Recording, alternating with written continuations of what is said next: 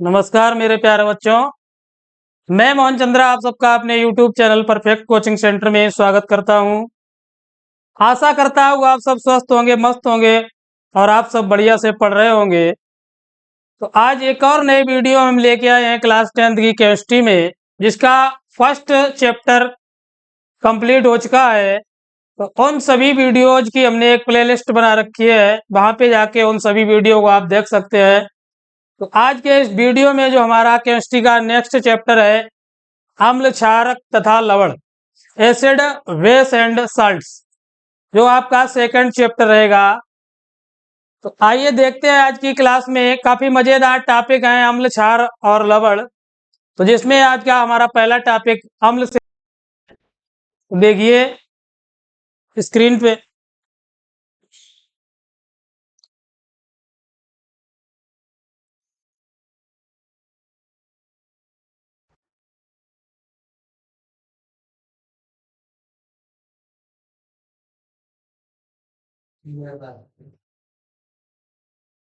देख रहे हैं स्क्रीन पे आप अम्ल।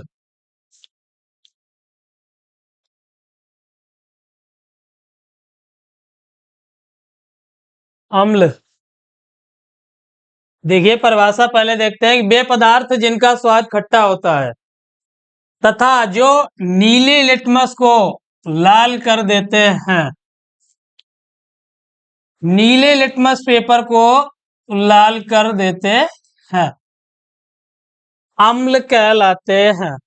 तो एक वन लाइनर परिभाषा है आपकी कि वे पदार्थ जो स्वाद में खट्टे होते हैं तथा नीले लिटमस पेपर को लाल कर देते हैं, अम्ल कहलाते हैं। अम्ल शब्द की उत्पत्ति जो लैटिन भाषा है, लैटिन शब्द का जो एसिड्स, एसिड से हुई है और जिसका शाब्दिक अर्थ होता है खट्टा, सोर, SOUR, सोर मीन्स खट्टा।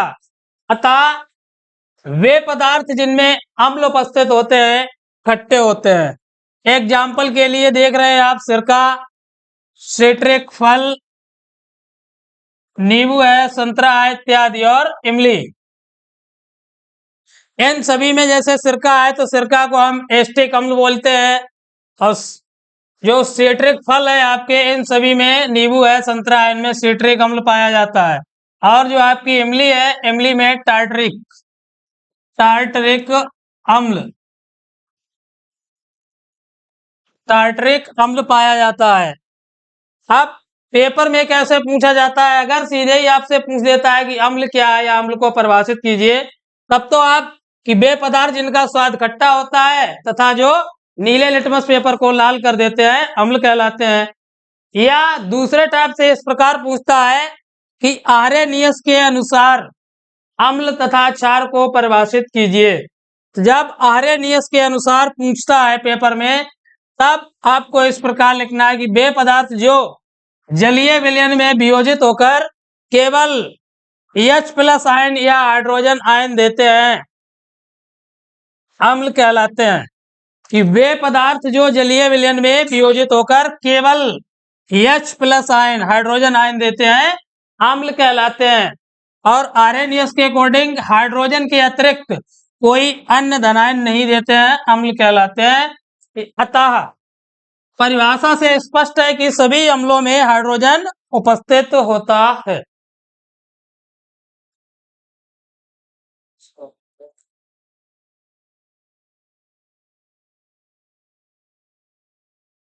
अब देखिए अम्लों के प्रकार।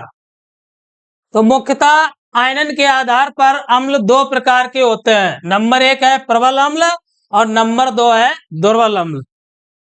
तो आयनन के आधार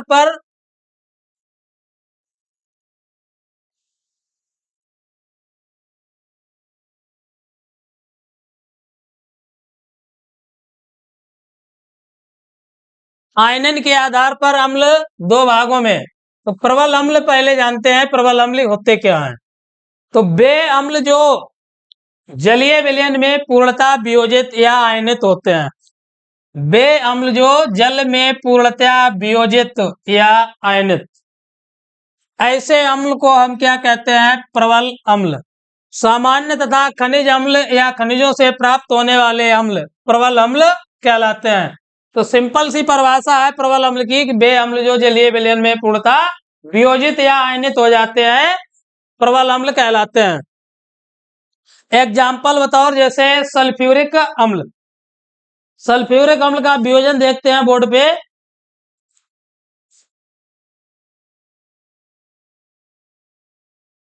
सल्फ्यूरिक अम्ल H2SO4।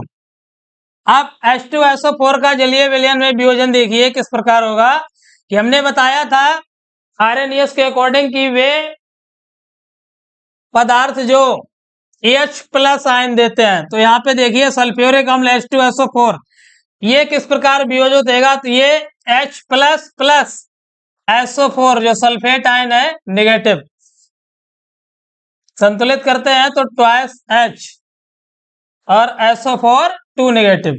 तो जो आपका प्रबल अम्ल H2SO4 है उसका वियोजन देखा आपने कि एक हाइड्रोजन आयन और दूसरा सल्फेट आयन। तो ये आपका जो धनायन बना है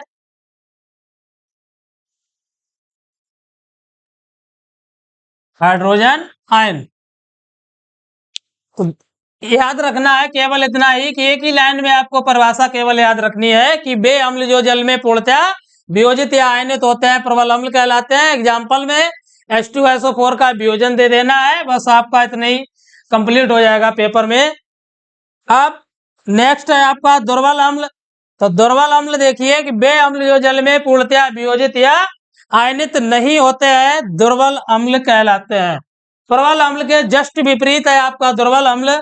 तो प्रबल अम्ल में हमने आपको बताया कि जो जल में पूर्णतः वियोजित हो जाते हैं उन्हें हम प्रबल अम्ल कहते हैं। इसी के अनुसार जो दुर्बल अम्ल है आपका वो जो जल में पूर्णतः या वियोजित या आयनित नहीं होता है उसे हम कहते हैं दुर्बल अम्ल।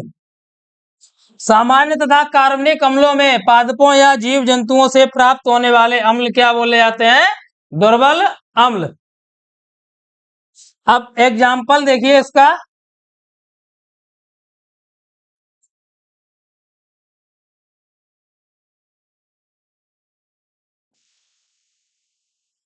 जैसे एग्जाम्पल में HCN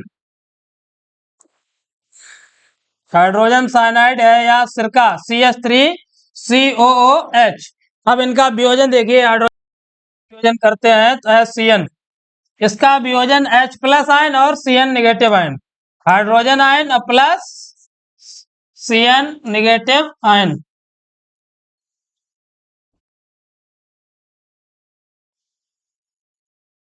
ये रहे दुर्बल अम्ल आपके। तो अम्लों के प्रकार जो आपको बताया हमने प्रबल अम्ल और दुर्बल अम्ल। तो वे अम्ल जो जल में पूर्णतः वियोजित हो जाते हैं प्रबल अम्ल कहलाते हैं। इसके जस्ट विपरीत है दुर्बल अम्ल।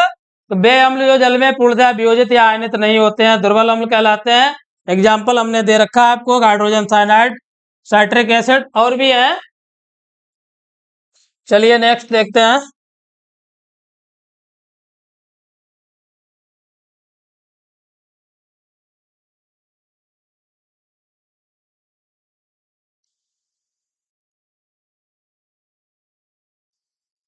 अम्लों के भौतिक गुण। भौतिक गुण, इसके बाद में रासायनिक गुण और अम्लों के उपयोग। तो भौतिक गुण देखिए लिख रखे हैं, निम्नलिखित हैं। नंबर 1 पे लिख रखा है कि अम्ल स्वाद में खट्टे तथा जल में विलेय होते हैं। अपने दैनिक जीवन में हम डेली कुछ ना कुछ खट्टा यूज करते हैं, जैसे इमली है, नींबू है। तो हमें पता है कि अम्ल स्वाद में कैसे होते हैं, खट्टे। और सामान्यतः हम लोगों को ये पाचन क्रिया है उसमें भी तमाम प्रकार के अम्ल ही बनते हैं, वो भी सभी स्वाद में खट्टे। तो पहला जो आपका भौतिक गुण है कि अम्ल स्वाद में खट्टे तथा जल में विलेय होते हैं। नेक्स्ट पॉइंट है कि नीले लिटमस पेपर को लाल कर देते हैं। ये महत्वपूर्ण पॉइंट है, ये ज्यादा आपको याद रखना है कि अम्ल नीले लिटमस पेपर को लाल कर देते हैं। नेक्स्ट है आपका कि अम्लों की प्रकृति संक्षारक होती है। इनकी क्रिया से कपड़ा है, लकड़ी है, कागज है, त्वचा है इत्यादि ये सभी नष्ट हो जाते हैं। संक्षारक आपको बता रखा है हमने पहले चैप्टर में कि संक्षारण की प्रक्रिया क्या होती है। संक्षारण में जो लोहे के जंग लगना या चांदी का बदरंग होना, ये सभी बताए थे। उसी के अकॉर्डिंग अम्लता से क्या बताया हमने कि इनकी क्रिया से कपड़ा है, लकड़ी है, कागज है, त्वचा आदि सभी कैसे हो जाते हैं, नष्ट। तो ये रहे आपके भौतिक गुण, जिसमें आपको एक या दो ही पूछे जाएंगे। तो हमने जो ऊपर का और खा बताया कि अम्ल स्वाद में खट्टे तथा जल में विलय होते हैं। नंबर 2 पे है आपका अम्ल नीले लिटमस पेपर को लाल कर देते हैं। तो ये ज्यादा महत्वपूर्ण है, ये याद रखने हैं आपको। नेक्स्ट है आपका अम्लों के रासायनिक गुण। तो रासायनिक गुण में नंबर 1 है धातु के साथ अपक्रिया। जितनी भी धातुएं हैं उनके साथ अम्ल की अपक्रिया देखिए लिखा है। सक्रिय धातुओं जैसे जिंक है, सोडियम है, मैग्नीशियम है, पोटेशियम है इत्यादि आदि से क्रिया करके हाइड्रोजन गैस मुक्त होती है। तो धातु के साथ अपक्रिया आप बताया, सक्रिय धातुएं जैसे जिंक, सोडियम, मैग्नीशियम, पोटेशियम इत्यादि से क्रिया करके हाइड्रोजन गैस मुक्त करते हैं। एग्जाम्पल में देखिए लिखी है फेरस, हाइड्रोक्लोरिक अम्ल से क्रिया करके आपको मिलता है ferric chloride plus hydrogen gas. तो धातु के साथ अपक्रिया देखी आपने कि फेरस के साथ हाइड्रोक्लोरिक अम्ल की क्रिया कराने से हमें ferric chloride plus hydrogen gas मुक्त होती है। चलिए नेक्स्ट देखते हैं।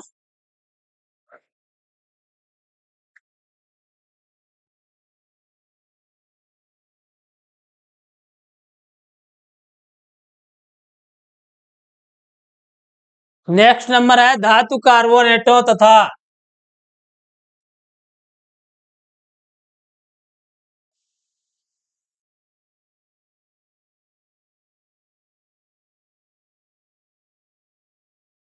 धातु कार्बोनेटों तथा धातु हाइड्रोजन कार्बोनेट के साथ अपक्रिया। तो अम्ल जो है धातु कार्बोनेट तथा धातु हाइड्रोजन कार्बोनेट करके कार्बन डाइऑक्साइड उत्पन्न करते हैं। एग्जाम्पल में दे रखा है कि धातु कार्बोनेट प्लस अम्ल,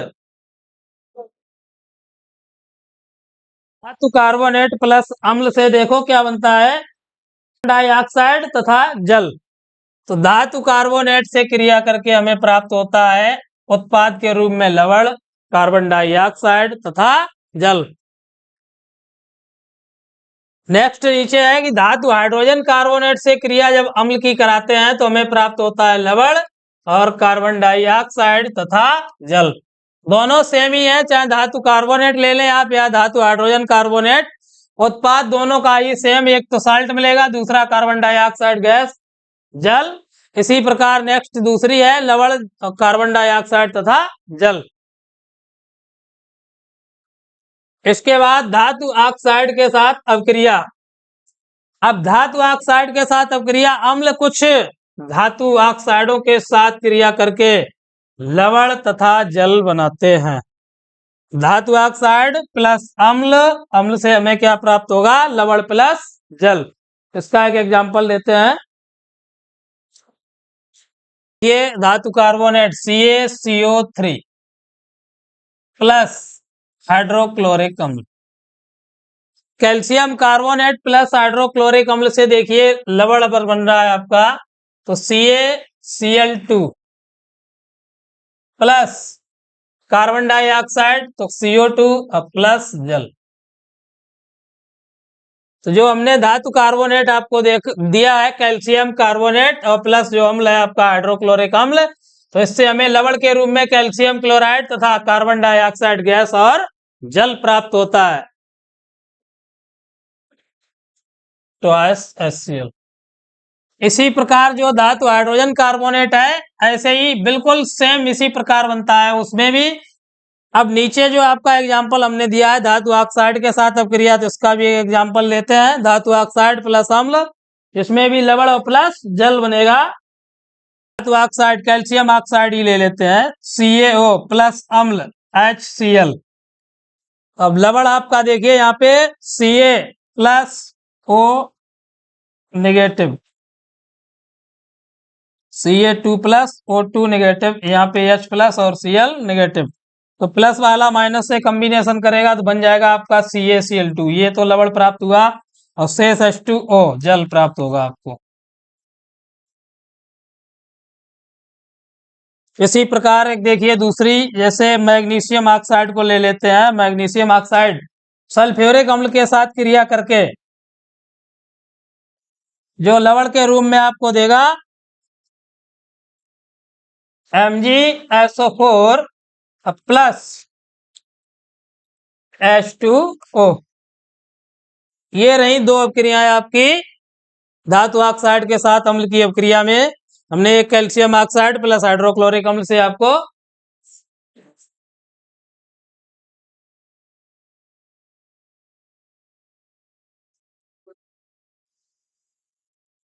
बैलेंस कर दे रहे हैं।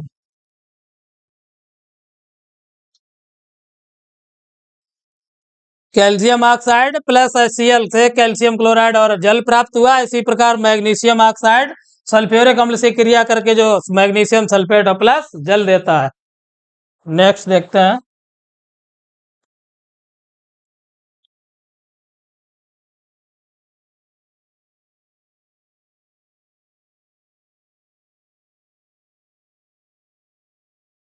अम्लों के उपयोग।